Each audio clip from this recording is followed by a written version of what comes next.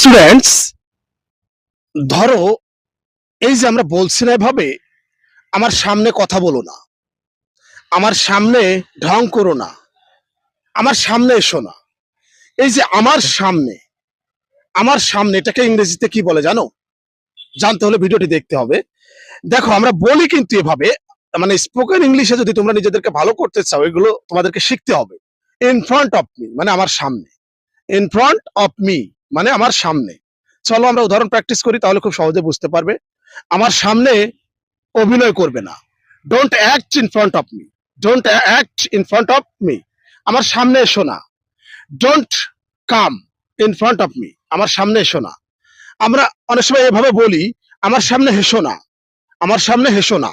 Don't love in front of me, don't love in front of me. এই যে in front of me মানে আমার সামনে। আমার মনে হয় বুঝতে পেরেছো।